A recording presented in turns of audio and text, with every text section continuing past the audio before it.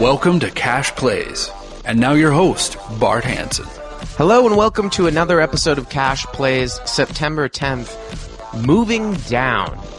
As always, you can email the show at cashplays@pokerroad.com. You can send a voicemail over at 877-836-ROAD. I can also be found on Skype at bart.hanson, and you can leave a voice message on Skype at 323-743-8404. Got a couple of kind of custodial things before we get into the show this week. The Polka Road Forum is now open. You can head over to www.polkaroad.com/forums or head over to polkaroad.com and click on forums at the main page. And there is an official Polka Road forum. People have kind of been calling, for it for a while now. And we finally got it up. And, of course, there's a separate, section for Cash Plays, as there is for every other show. The radio show, BPS, Two Jacks, Life of Ivy, some other stuff, strategy portion.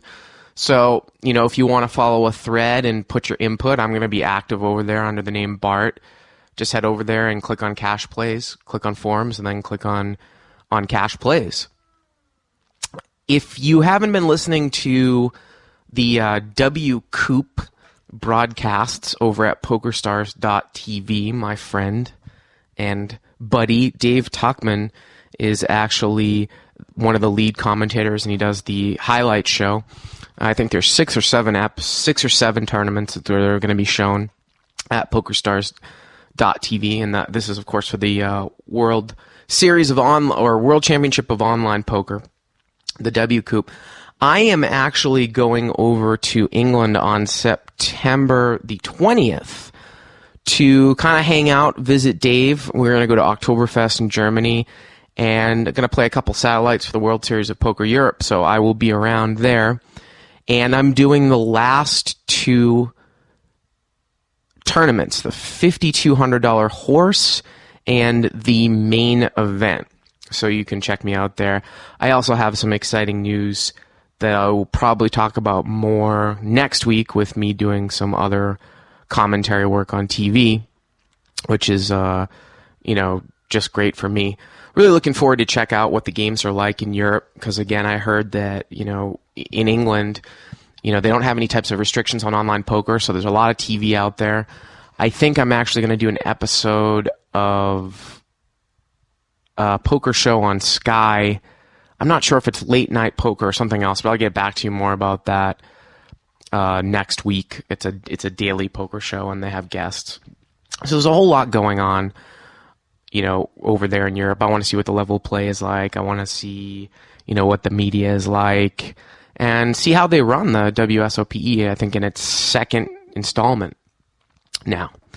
The reason why I called this episode Moving Down was because it was interesting. I read a little bit about the whole Brian Townsend thing, and somebody emailed me, and I'm going to comment about multi-accounting later on in the show and what my views are about it. But I think part of the reason why Townsend did what he did, which, if people aren't familiar with what happened, he was using multiple accounts, where he would go and get a new account. He would never, use them on the same table or anything, but he would... He got and played under a different name, partly to get, I think the reason why some of those guys do that is to get action when they no longer get action heads up in games. But also when he said, he was talking about in his blog about how he was a little embarrassed about moving down. He had set some pretty stringent guidelines as to bankroll management. And, maybe he was, he had gone through a big downswing and he was supposed to be playing 25-50. He didn't want people to see him playing 25-50 and, ask all the questions. Obviously, he's a pretty public figure. So that was one of the reasons why, he did it. Now, I recently had a pretty good downswing in the 10-20 game at Commerce. I think I'm down about 6 buy-ins, and my buy-ins are $3,000. And this has happened 2 or 3 times before in no-limit cash games in the 3 years that I've played. I think it happened 8 months into the 5-10 game at the Bike. which was I usually bought in for that game for 2 or 25, so it was about a $12,000 or $13,000 downswing. It happened during the LAPC when I was hosting Poker Road Radio, and it's happened this time.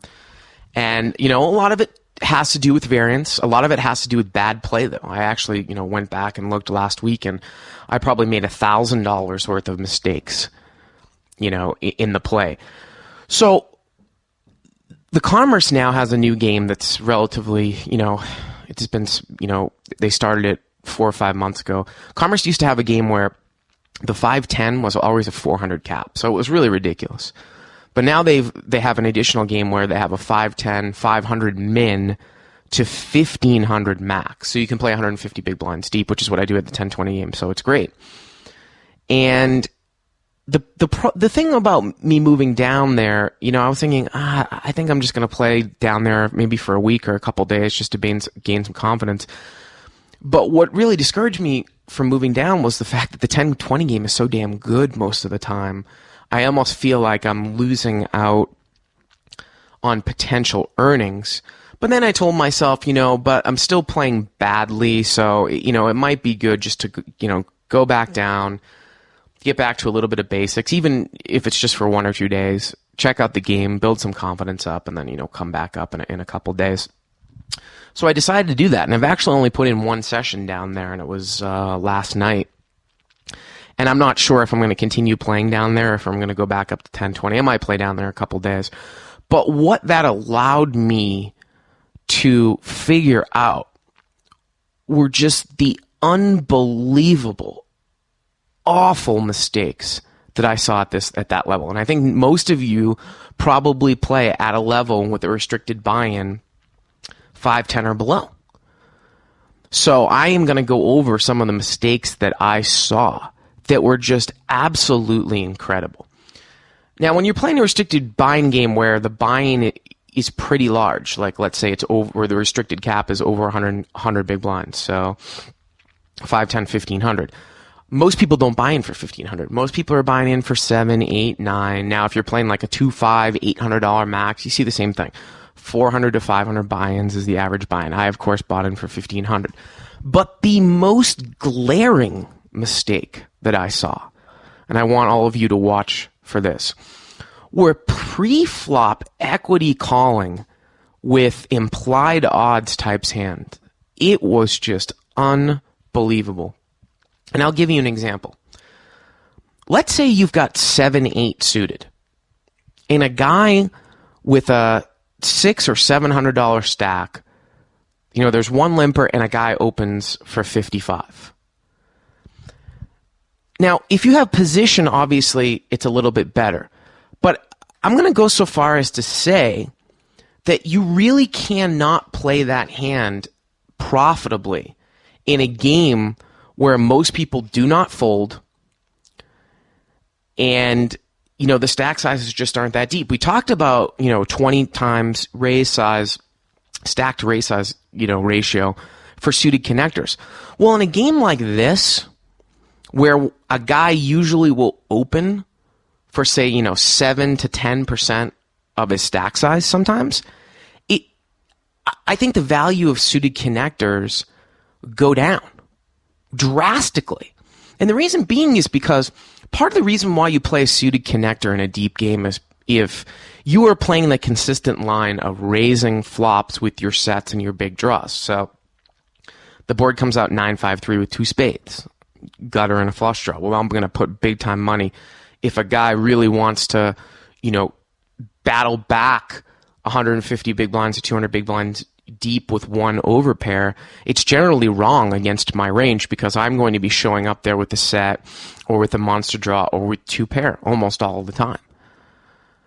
Now, the problem with these restricted buy-in games is that if a guy's raised it up with even like pocket 10s, okay, and the board comes out 9-5-3 with 2 spades, and you've got 8-7 of spades, he's raised it up to 55, and he's got 550 left in his stack, and now he's got an overpair, and there were 3 people in the hand, so now he bets 200 on the flop. There's no fold equity whatsoever.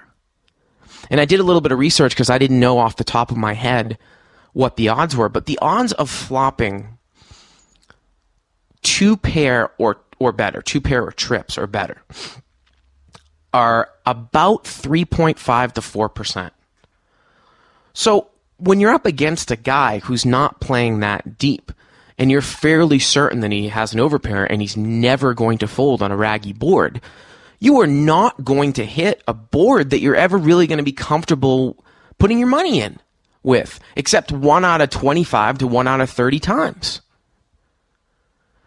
And you get into real situations, and we talked about last week with reversed implied odds, where you get kind of mired up in this thought that, well, I'm going to limp in with Queen 10 of diamonds from up front or Queen Jack of hearts from up front, okay? Limp, mid-position $900 stack makes it 75. Guy in the small blind calls. Now, so this is basically what I've seen at Commerce again is, and I'm pretty sure it fits into most games, but typical, just kind of loose, passive game. So the guy raised up to 75 with a $900 stack. So almost a tenth of his stack. Guy in the blind calls. Maybe one other limper calls. And now you've got 2 guys behind you. Well, so 75, 75, 75. You've got 225, and you think to yourself, well, I can call 65 here because I think one guy's going to come into my left. So 65, $300 in the pot. And what people don't understand is what about your reverse implied odds in the sense of, are you the type of player where if that board comes out queen high, are you really going to stack off? Because now let's say 4 people are in there, and the board comes out queen high. So the pot's 300, and it's queen deuce 3. It gets checked over to the pre-flop raiser, and he bets 300. So now he's putting in 1/3 of his stack. Are you going to get it in with him? Because it's probably not correct. And obviously it depends on the player. If the guy's an aggro donk that might do it with ace-king, just puts you in a really, really tough spot. Now, the other thing about the queen jack of hearts hand is it's a great hand to have when you're deeper, when there's fold equity, when you can flop a draw, because I'm going to go to war if the board comes out, king 10-3, right?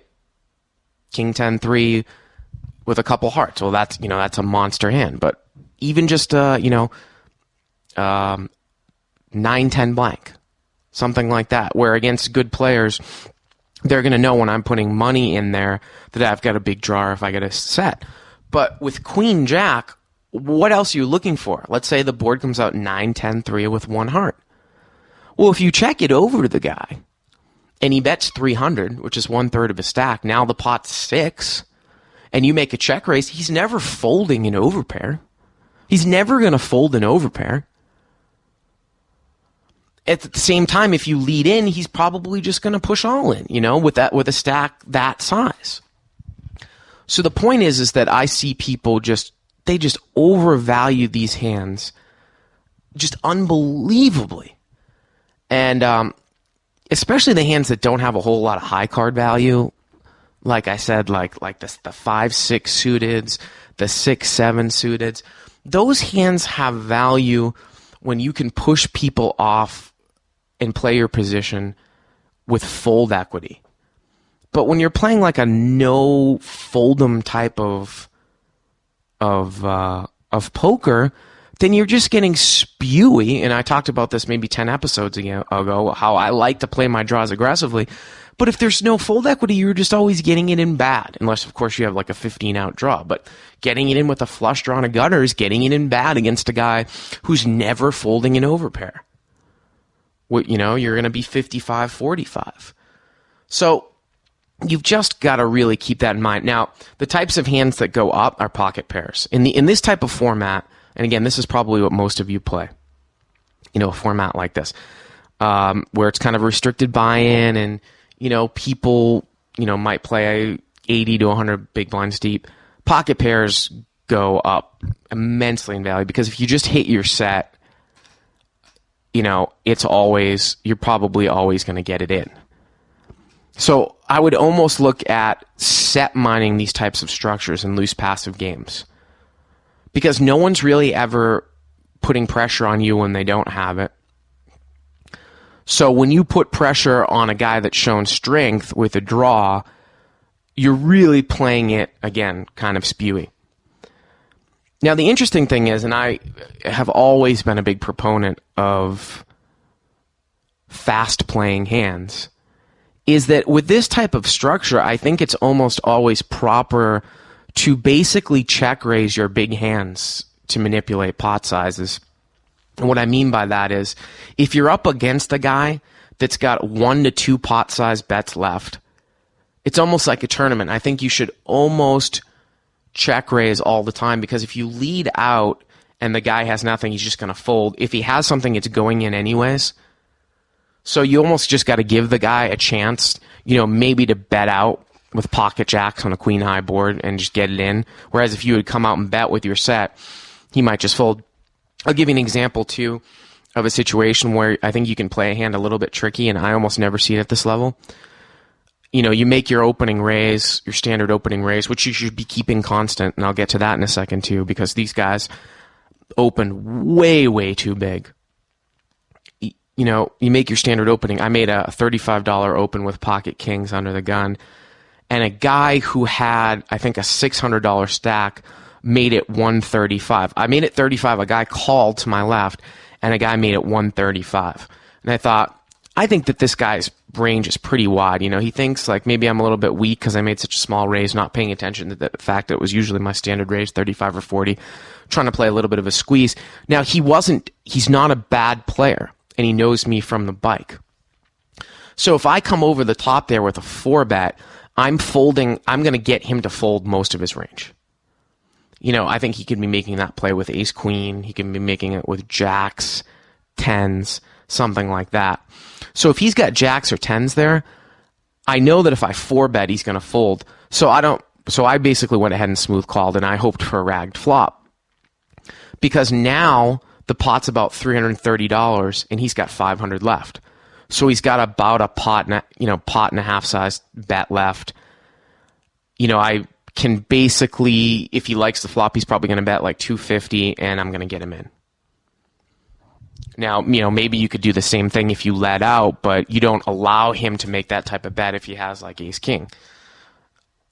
He ended up having jacks, and the board came out queen high, which I didn't really like because I can't beat aces or pocket queens. But again, I thought his range was relatively wide.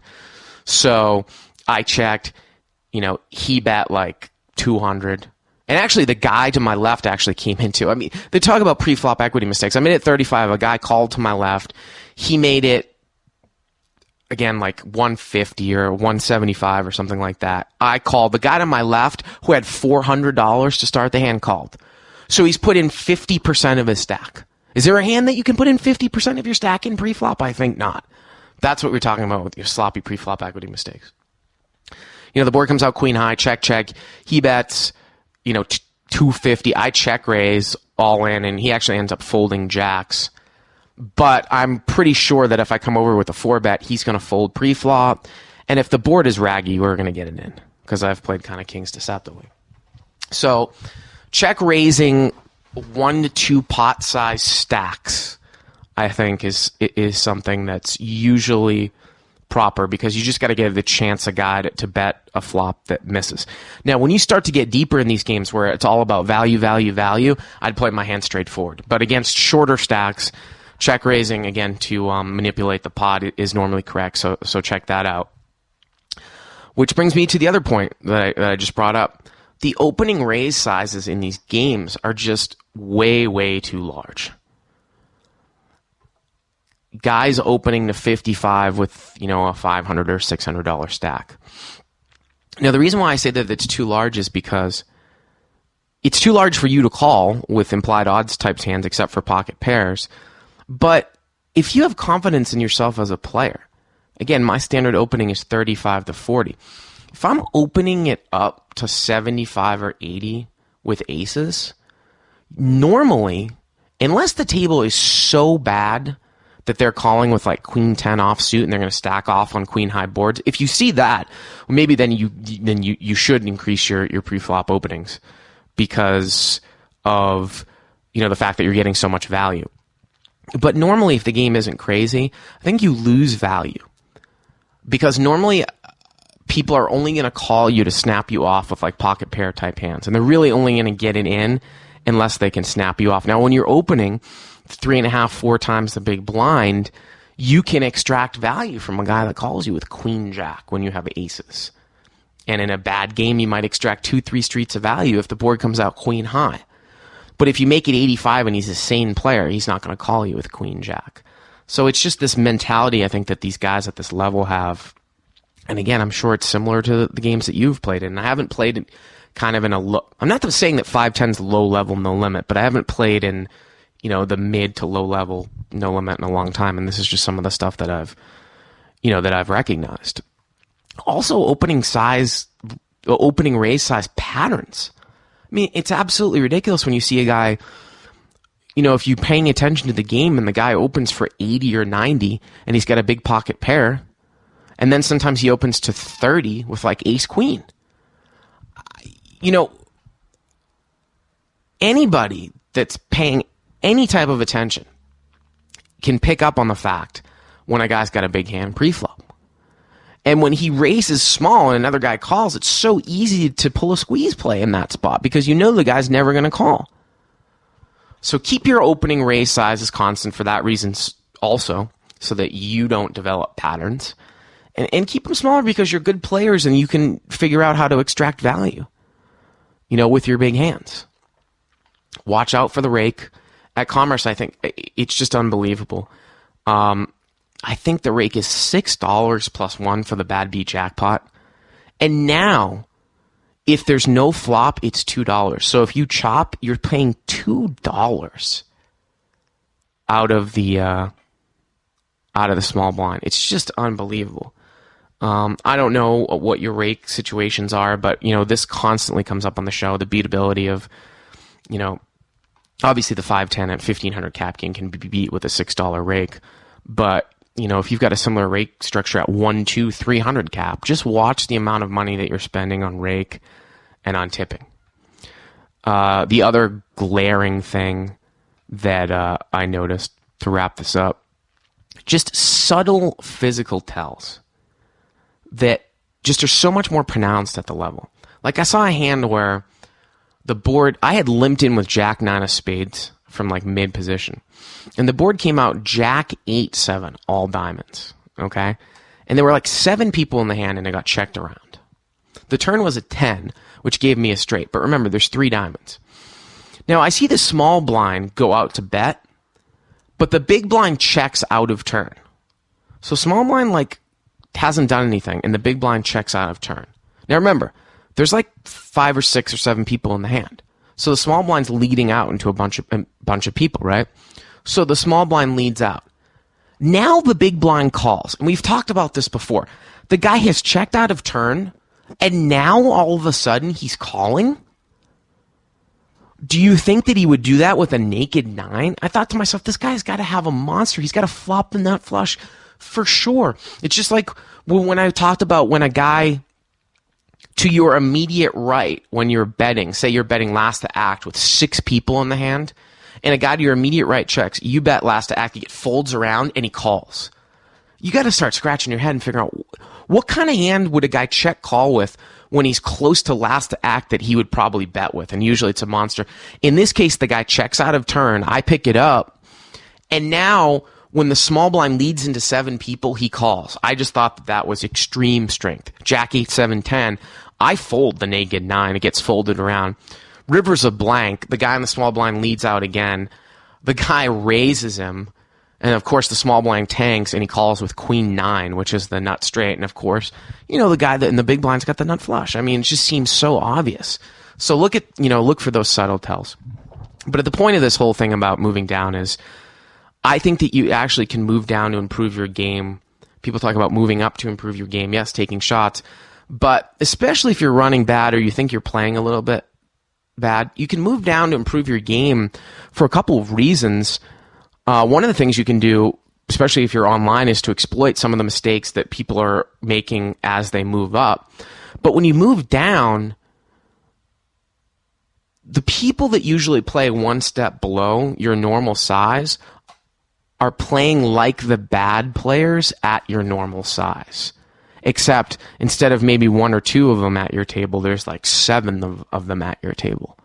So now when you move down a level, you get to see the mistakes, and they're just so much more pronounced. And that's what I've found.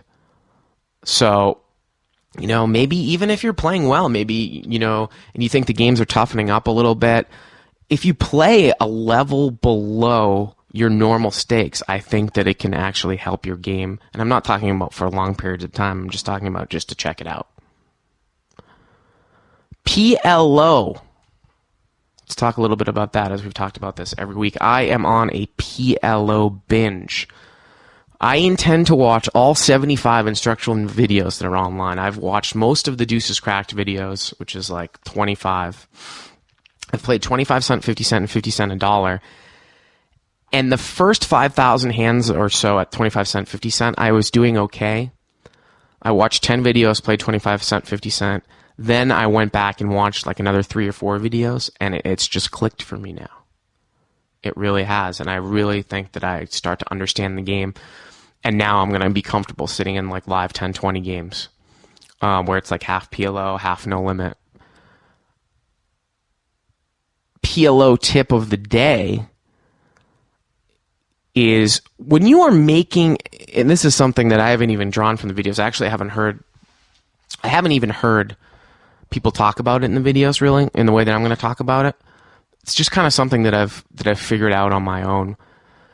And that's when you're going to get it in with what you think is a proper draw, taking into account the other guy's range where he has blockers. And what is a blocker? Well, normally when we talk about blockers, we talk about straightening blockers. So what I mean by that is that if you're up against a bad player, and you're using your heads-up display, and his pre-flop raising range is really, or his pre-flop percentage of raising is very small, so that when he 3-bets, or usually when he opens, he's got aces, and the board comes out like a queen 10-3, okay, and queen 10-3 rainbow, and you've got like a, maybe like some sort of like a semi-wrap, like a king jack 10 blank or something like that, or maybe even like a naked king jack. A lot of people are like, well, I'm just going to get it in here with like king jack 10. I've got a pair and an open-ended straight draw, and I'm got great equity, against like aces. But wait a minute, think about that, because the aces are 2 straightening blockers, so it's actually 2 less outs than you think, obviously, that you have. If a guy has an overpair as well, your 2 pair outs can become counterfeit. A lot of times, guys will only stick it into your check raise if they have a flush draw along with you. So, if you're getting it in with, the nut flush draw, you've made a check raise, and another guy gets it in with you, you've got to figure out your players. But a lot of those guys, they won't get it in on a board like jack 8-5 without either like a top set type hand or pairs, straight draws, and other flush draws. So if you've got like a naked nut flush draw, something like that, it's not a clean 9 outs. Because, you should figure, depending on the type of player, especially if he's solid, that, he might have some flush blockers. So, and sometimes it's kind of quick. And in Hold'em, you never really think about it. But I really started thinking about it in PLO, because in Hold'em, when you play a big hand like a big draw, you don't take blockers into account. But when you're playing PLO, you really do need to take blockers into account. And in the same adage, you have to take blockers into account in your own hand. Let's say you've got pocket 10s, like you made a loose opening with, 10-10, 6-7 or something like that. Or 10-10, king-king. And the board comes out, 7-8 jack.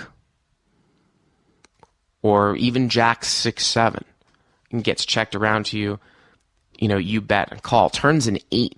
Well, I'm actually more comfortable trying to manipulate that pot because it's less likely that someone holds a 9-10. And also, especially with the draw with the Jack 6-7, if a guy has an 8-9 and he wants to get frisky with me, I've got 2 blocker type outs.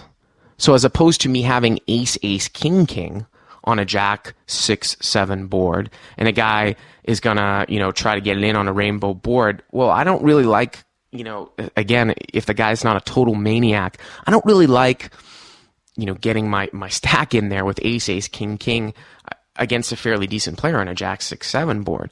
However, if I had ace, ace, 10-10 or king, king, 10-10, and I thought that there was a very good chance that the guy had some sort of middle-ish wrap, that, depending on pot odds, that actually might be a hand that I'm considering getting it in with because I hold blockers to 8-9. So take into consideration, if you're making a move, the range of your opponent's hand, and maybe this isn't the best spot for you to make a push with a draw because a lot of times he's going to have blockers. And when you're calling off against a guy that's made an aggressive move, take into account, again, what his range is and look at your hand and figure out if you have blockers. So that is the PLO blocker tip for the day. We're going to take a little break and we will be back here with some emails right here on Cash Plays. Cash Plays.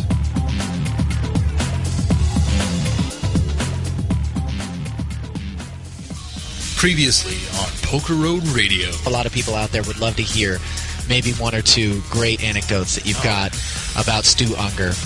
And there's so many. I know there's so many. There really are so many. I mean, Stewie, people ask me all the time, how do you think he'd do out on the World Poker Tour these days? I believe with all my heart, he'd not only be the biggest star out here, he'd be the biggest star by a landslide.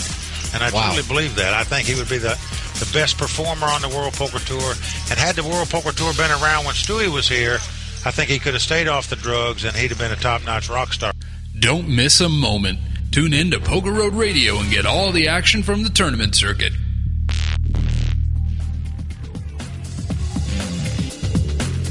Cash Plays.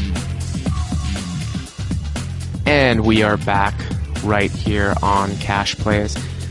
Again, Cash Plays at pokerroad.com, and check out the forums, pokerroad.com/forums, if you want to comment on this episode, and I will be fairly active, so I'll answer any types of questions that you have. First question here comes from Carver from Atlanta. He says, "Hey Bart, I'd like to hear your whole take on using multiple accounts, and do you think it's a malicious form of cheating?" Well, thank you for the email, Carver. And of course, the big news in poker over the last couple weeks is the fact that Brian Townsend, I think he got stripped. I don't know the whole story, so if some of my facts are inaccurate, I apologize. That's not the point. But Brian Townsend had opened up other accounts that he played under. Never did anything maliciously bad where he was playing on the same table with his other accounts. But he just played under different names. Whether that was to get action or because he was embarrassed that he needed to move down. Whatever the reasons, it was against the full tilt rules, and he got his status of red, which is the $30 an hour plus 100% rake back, stripped for 6 months. They suspended his status. Now, obviously, he was breaking the rules, and Full Tilt has every right to, do that. And I think if I was in his situation, I would obviously try to follow the rules, and I would expect to be punished if I was breaking the rules. But there's a difference between using multiple accounts and multi-accounting, which is like something like JJ Prodigy does, where you can find yourself at the same table, or making multiple entries in a tournament. Multiple counts, although it is against the rules, I don't think it's a malicious form of cheating.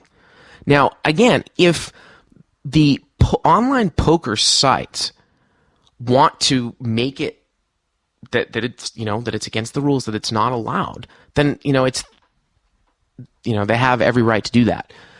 If I was to open an online poker site, I'm not sure if I'm morally opposed to the idea of multiple accounts, and I think that maybe UB back in the day allowed you to have like up to 3 accounts, or you could change your name every 6 months.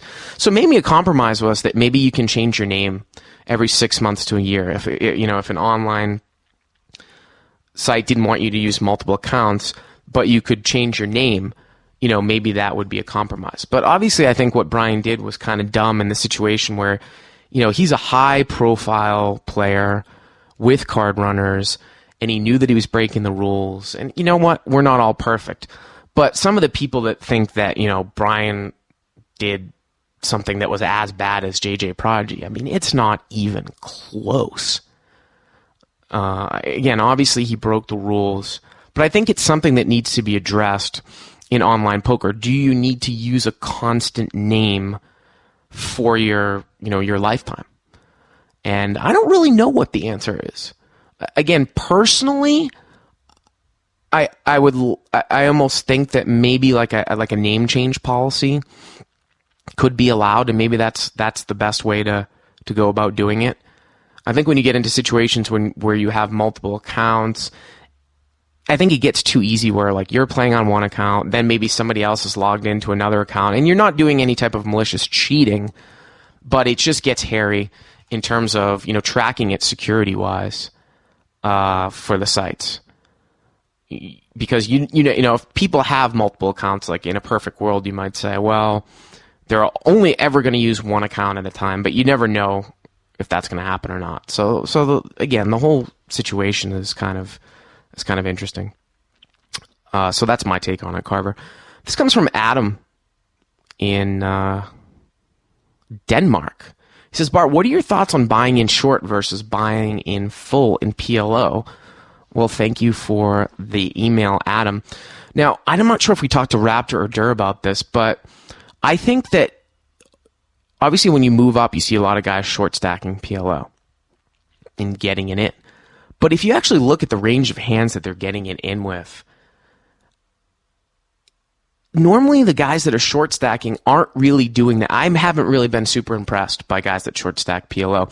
I think it's just like any other game where and again, I don't have a super amount of experience playing deep PLO, but if you use your position, and obviously if you can outplay a guy, then playing deeper in PLO is more of an advantage. Now people say, yeah, but you're just going to gamble it up more. I don't necessarily think that that's the case.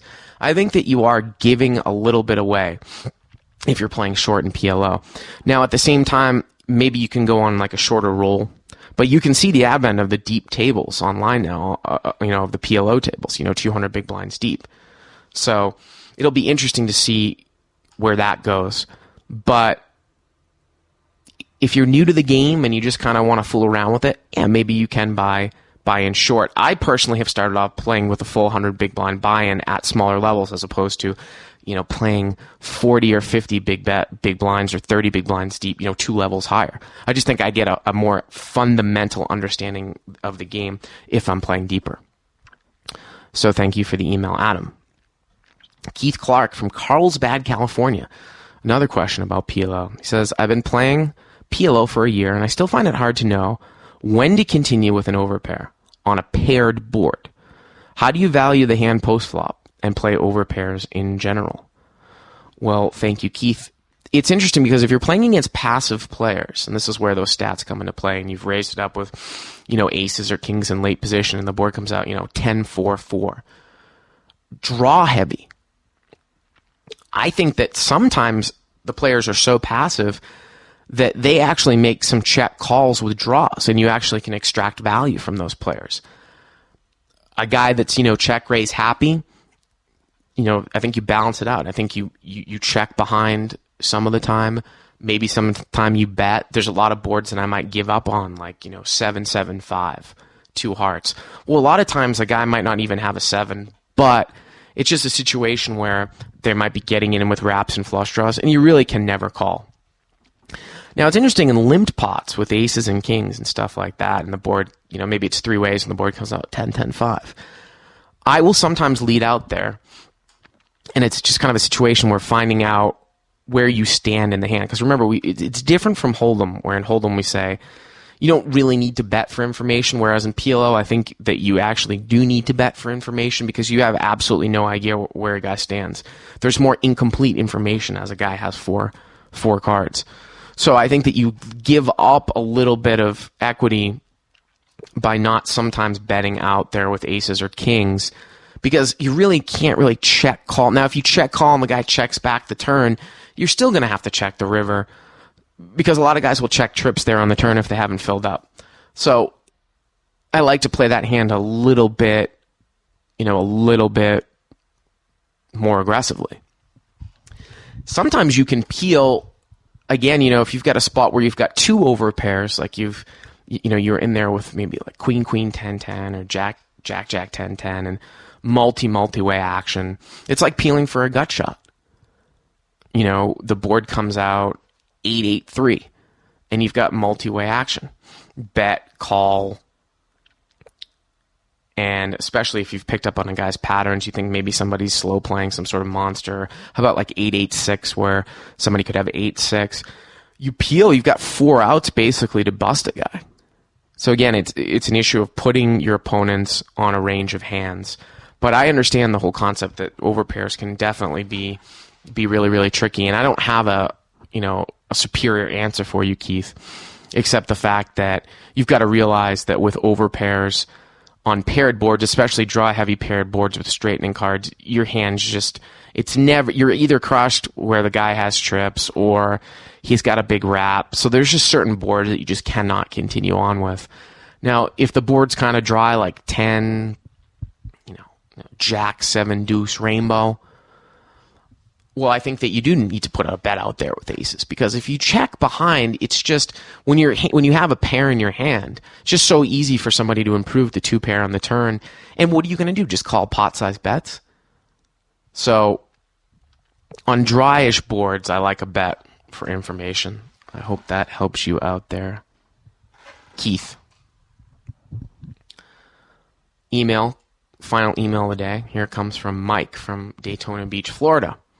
He says, Bart, how do you counter an aggressive opener when playing deep live in and out of position? I think maybe the reason why he asked this live is because you play a little bit deeper live. Well, when I'm playing, there's a couple guys at Commerce that are super aggressive in the 10-20 game. And if I'm to their right, the logical thing to do really is to knit it up.